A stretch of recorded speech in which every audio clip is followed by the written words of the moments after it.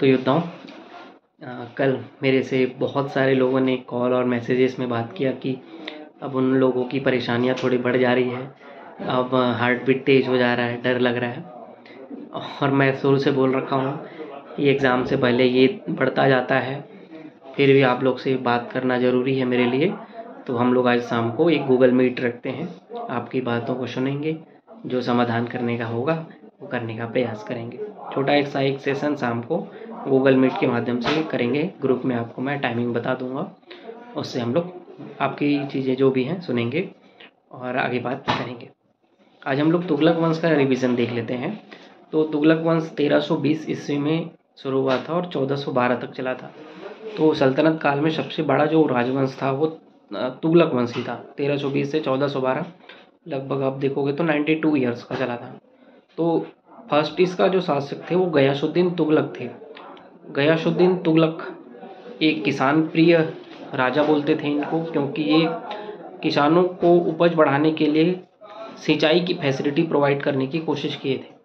और सल्तनत काल में प्रथम शासक या प्रथम शासक, हाँ ही बोलो, कि नहरों का निर्माण किसने कराया था। अगर आपको कोई पूछे तो सल्तनत काल में पहली बार नहर का निर्माण किसने कराया था, तो वो गयासुद्दीन तुगलक थे। और इन्होंने गाजी मलिक का भी उपाधि धारण किया था। गयासुद्दीन तुगलक ने गाजी मलिक का उपाधि धारण किया था। और गाजी का अर्थ होता है काफिरों का संहार करने वाला। और काफिर तो पता ही है कौन होते हैं, जो इस्लाम को नहीं मानते हैं वो काफिर होते हैं। उनका जो संहार करता है, उनको जो नष्ट करेगा, उसको बोला जाता है गाजी मलिक।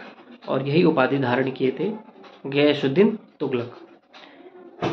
इन्होंने भी मंगोलों को 29 बार हराया था, बहुत बार हराया मंगोलों को इन्होंने। और दिल्ली के समीप एक शहर बसाए थे, तुगलकाबाद, नाम भी आपने सुना होगा, तुगलकाबाद। तो ये इसको कौन बसाए थे, तो ये गयासुद्दीन तुगलक थे जिन्होंने तुगलकाबाद बनाया था। और यहाँ पे एक दुर्ग या फिर फोर्ट, किला का निर्माण कराया था, जिसका नाम बोलते हैं छप्पन कोट।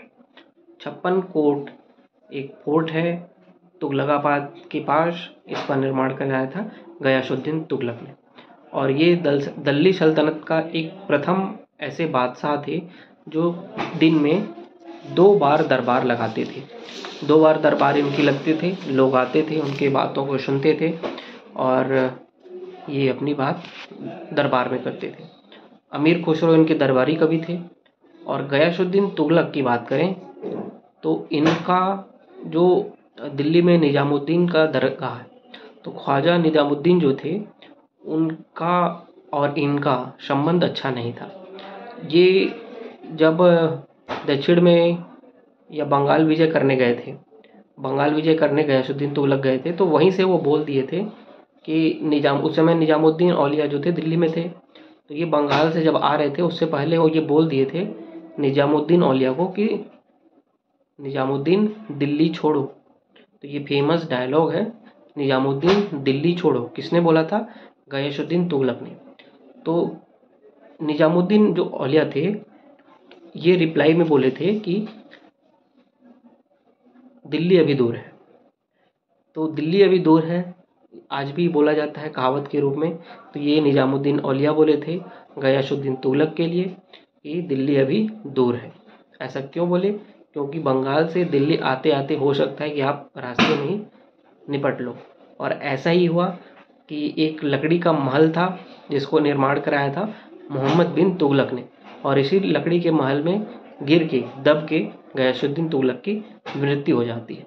तो अगर आपको कोई पूछे कि लकड़ी के महल से दबने के कारण किस शासन का निधन हुआ था, तो वो है गयासुद्दीन तुगलक। तो तुगलकी फरमान क्या है, निजामुद्दीन दिल्ली छोड़ो, यही तुगलकी फरमान बोला जाता है इसको। तो तुगलकी फरमान भी आपको पता हो गया, गयासुद्दीन तुगलक ने दिया था निजामुद्दीन औलिया के लिए कि तुम दिल्ली छोड़ दो। तो ये तुगलकी फरमान आज भी बोला जाता है कि ऐसे तुगलकी फरमान मत दिया करो। तो ये सारी चीज़ें। गयासुद्दीन तुगलक के बाद जो शासक बने वो मोहम्मद बिन तुगलक थे। इनका नाम, असली नाम जो था वो जौना खान था।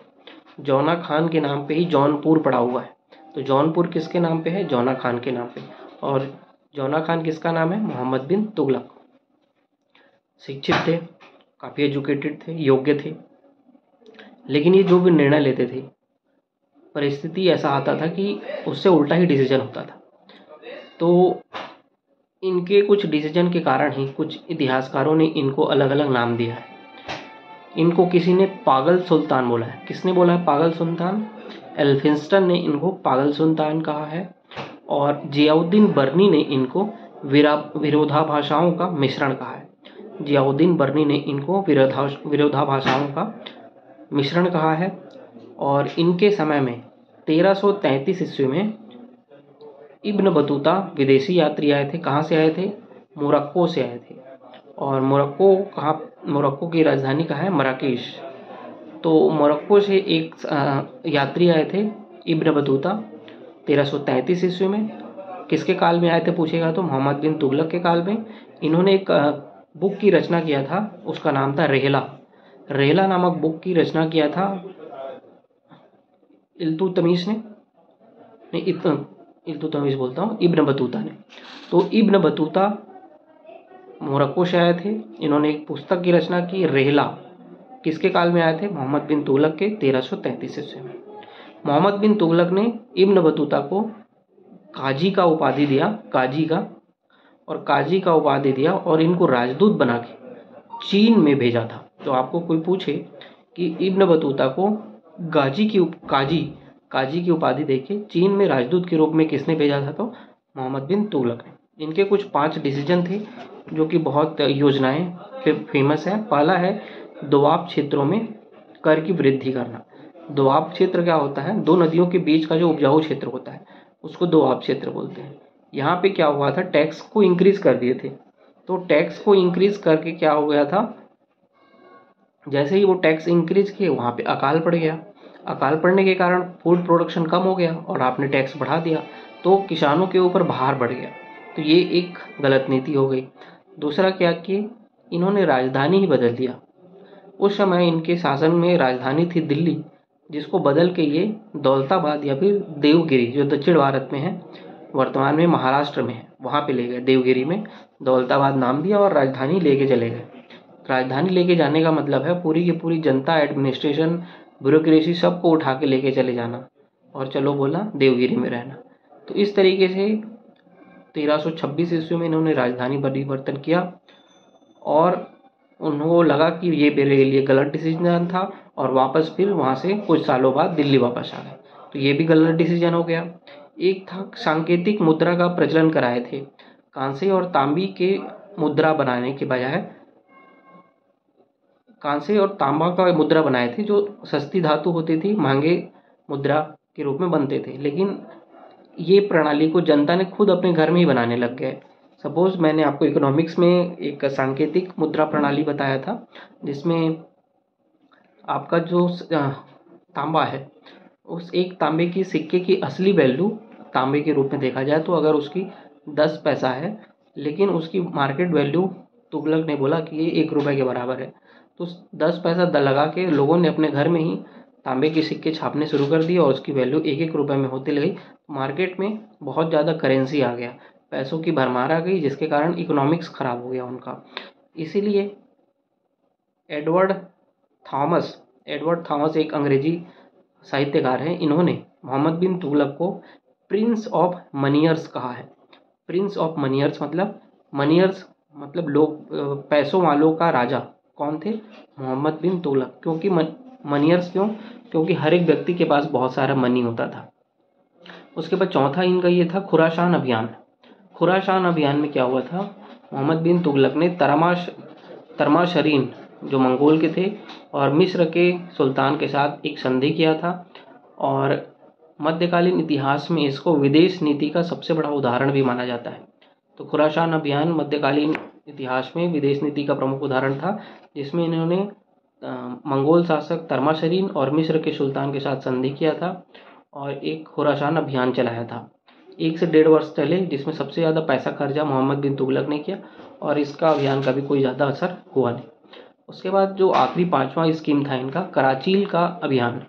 तिब्बत का क्षेत्र था, ठंड बहुत ज़्यादा थी, बर्फीले मौसम थे, और सैनिकों को बोला जाओ अभियान करना, और ठंड में और मौसम की इतनी भीषण परिस्थिति थी कि जितने सैनिक थे बहुत बीमार हो गए और मारे गए। बहुत बड़ा सैन्य नुकसान भी इनको हुआ इस तरीके से। तो ये सारी चीज़ें नीतियाँ उनको बहुत ज़्यादा निराश कर दी गई। तो ये कुछ मोहम्मद बिन तुगलक के थे। इनके समय में कुछ राज्य थे, उनका उदय हुआ था, ये भी आपको पूछा जाता है। तो पहला है विजयनगर साम्राज्य। हरिहर और बुक्का ने 1336 में स्थापना किया था। और बहमनी साम्राज्य बहमनी शाह ने स्थापित किया था। ये दोनों जो साम्राज्य हैं वो मोहम्मद बिन तुगलक के समय स्थापित हुए थे। मोहम्मद बिन तुगलक के सूफी संतों से अच्छे संबंध थे और इन्होंने निजामुद्दीन औलिया का मकबरा दिल्ली में बनवाया और मुल्तान के शेख रुबुद्दीन मोइनुद्दीन चिश्ती के मज़ार पर पहली बार चादर चढ़ाने वाला दिल्ली सल्तनत का पहला शासक भी मोहम्मद बिन तुगलक ही थे। सिंध की ओर जाते समय थट्टा कोडाल में 1351 में इनकी मृत्यु हो गई। इसके बाद जो शासक बने वो फिरोज तुगलक थे। फिरोज तुगलक 1351 से 1388 के बीच बने हैं। बहुत ज़्यादा इम्पॉर्टेंट हमारे मेंस के लिए भी इनका शासनकाल रहता है। और इनके बारे में बोलते थे कि ये कट्टर मुस्लिम थे, हिंदुओं के लिए अभिशाप की तरह काम करते थे। और ब्राह्मणों के ऊपर जो पहली बार, आज तक क्या था, जजिया कर ब्राह्मणों के ऊपर नहीं लगता था, लेकिन पहली बार ब्राह्मणों के ऊपर भी जजिया कर लगने का जो श्रेय था वो फिरोज तुगलक ने शुरू किया था। तो इनको मैं मानता हूँ, इनको ऐसा कुछ लिखा नहीं है लेकिन मैं बोलता हूँ कि 24 जैसे हमारे देश में जीएसटी लाया गया था, तो पहले जीएसटी लाने का श्रेय किसको था? फिरोज शाह तुगलक। ये क्या, उस समय बहुत सारे टैक्सेस चलते थे, 24-25 प्रकार के टैक्स होते थे। तो उनको ये क्या कि सबको ख़त्म करके बोले कि 4 बेसिक टाइप का टैक्स सिस्टम है और इसी प्रकार का टैक्स चलेगा हमारे देश में। तो उसमें क्या था, 4 टैक्स, जजिया, ज़कात, खरात और खुम्स। ये 4 टैक्स आप जान लो, जजिया, ज़कात, खरात और खुम्स। खुम्स तो मैंने बताया था, लूट के धन होते थे। तो कुछ जजिया मतलब गैर मुस्लिमों के लिए कर होते थे, ज़कात मतलब मुस्लिमों पे कर होते थे, इस तरीके से कुछ कर होते थे। सिंचाई कर इन्होंने शुरू किया था।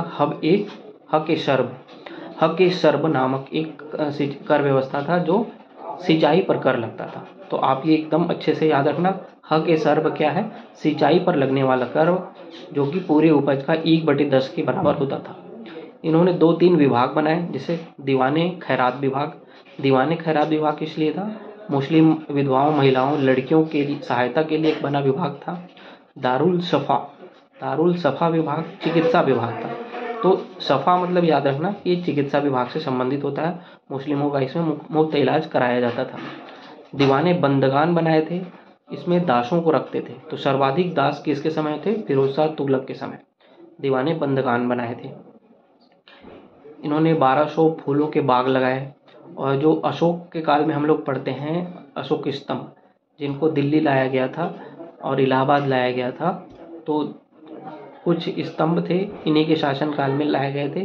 खिजराबाद का स्तंभ, मेरठ का स्तंभ जो दिल्ली लाया गया था। जगन्नाथ मंदिर को इन्होंने बहुत हानि पहुंचाया था, अटैक किए थे। और कुछ प्रमुख शहर बसाए थे, जैसे दिल्ली में फिरोजाबाद बसाए थे, हिसार बसाए थे, जौनपुर बसाए थे। इस तरीके से लगभग 50 शहरों को बसाने का श्रेय इनको जाता है। तो 50 शहरों से भी ज़्यादा फिरोजाबाद, जौनपुर, हिसार ऐसे शहरों को इन्होंने बसाया। मोहम्मद बिन तुगलक के नाम पे जौनपुर बसाए थे। और दिल्ली में जो फिरोज शाह कोटला स्टेडियम सुना होगा आप लोगों ने, जिसको अब अरुण जेटली स्टेडियम बोला जाता है, पहले इसको फिरोज शाह कोटला स्टेडियम बोलते थे और ये भी इन्हीं के नाम पे होता था। चांदी के सिक्के चलाए थे, जिसको अद्धा बोलते थे। तांबे का सिक्का, जिसको विख बोलते थे, ये इनके लिए है। इनके आत्मकथा में एक बुक है, फतुआत ए फिरोज शाही। ये इन्होंने अपने हाथों से लिखा था, ऑटोबायोग्राफी, फतुआत ए फिरोज शाही। और जियाउद्दीन बर्नी ने इनके लिए एक पुस्तक लिखा था, तारीख ए फिरोज शाही। इन्होंने एक मकबरा बनाया था, खान ए जहां तेलंगानी, जिसकी तुलना जेरूशलम के मस्जिद से किया जाता है। और इसके बाद जो फिरोज शाह तुगलक के बारे में ये सब कुछ था। और इसके बाद नासिरुद्दीन महमूद 1394 से 1412 ईस्वी में थे। तुगलक वंश के आखिरी शासक थे और इन्हीं के समय में 1398 में तैमूर लंग, जो मंगोल सेना नायक थे, उन्होंने आक्रमण किया था। और तैमूर लंग के बारे में फिर हम लोग कल रिवीजन करेंगे। आज शाम को सेशन रखते हैं 7:30 बजे, हम लोग गूगल मीट करेंगे, आपकी समस्याओं को सुनेंगे और आप पढ़ते रहिए बिना डरे और बिना सोचे। मिलते हैं कल नए टारगेट। Thank you.